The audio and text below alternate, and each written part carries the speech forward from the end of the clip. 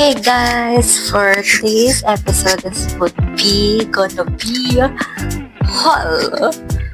Like TikTok shop haul. And kung makikita niyo here, ang dami kong parcel. And i-unboxing natin to ngayon. Actually, nakapag-unboxing na ako ng dalawa, which is yung sabon na ginagamit ko ngayon and yung deodorant na gagamitin ko. And magkakaroon tayo ng separate video or episode for that. So, ngayon, for today naman, ay i-unboxing ko yung mga binili kong damit. Pero bago yan, ay wait lang. Gagamit muna ako ng lip gloss. Tinatry ko to. Ito yung sa DC Formulations. Yan. In the shade Blue Bulberry. So, ayan. Lagay muna tayo.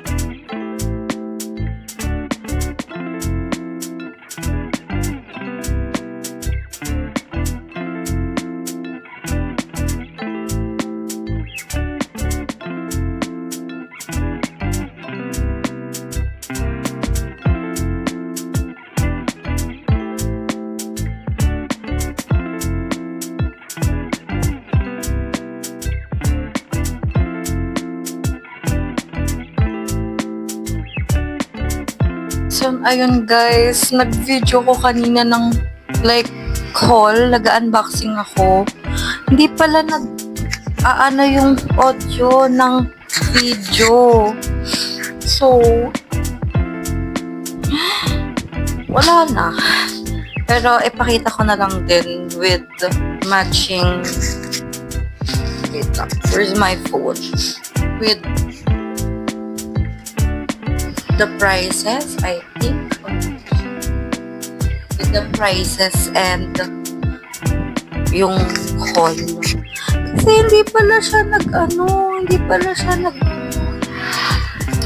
hindi pala nag-record yung audio. So, for this item, yung first na ipapakita ko is itong Polo Fit Follow for men. Dapat siya, nakuha ko siya for 232.59 pero yung original price is 249. Yung 232.59 may shipping fee siya. So, ito siya actually. Then, next for our haul would be this palda na nakuha ko siya for 251.17. Ang original price is 261.17. Yung original price na yung with shipping fee na yung 251.17. So, wait lang. Open lang natin. Kasi nabalik ko na, tapos chinek ko yung video. Wala pala yung audio. Eh, may nagagawa din sa tatay. Ginagawa ng tatay ko yung ilaw. So, nag-mic ako. So, ito yun. Then, next naman is this green na shirt na para may pa-off shoulder. May pa-section shoulder is nakuha ko siya ng 195.37 with shipping fee, pero yung talagang price niya is 149 pesos. So,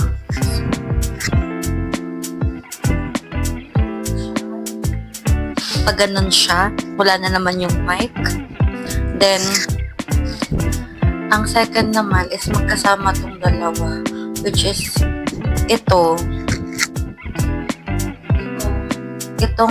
polo na to is 197, tas yung isa is 158. So, 327.29 with shipping fee. Ito yung isa, tapos ito naman isa. Yung 158. Yan, diba? Hirap na hirap tayo ngayon mag-record kasi akala ko nagre-record yung kanina. Then, dress naman to na pang Pasko ko sana or like pang birthday ko like sa January.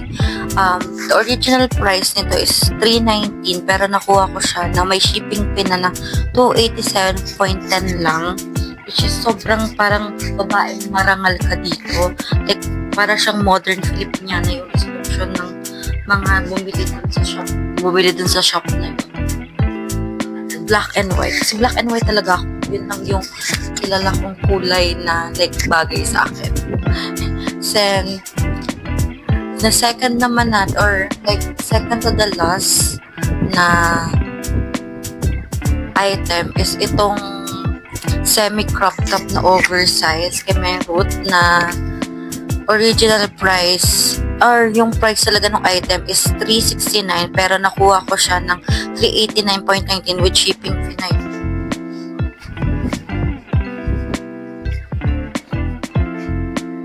Diba? Kaganda.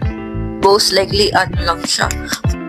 Black and white talaga yung Isa lang ako magmakulay. And lastly, ito yung una-una ko in-unboxing kanina na hindi pala nagre-record. Nag-record ata yung sound nito. So, ito yung sa blue na shirt. Ito. Then, bali, ang price talaga nito is 159 pero with shipping fee nga, so 195.59.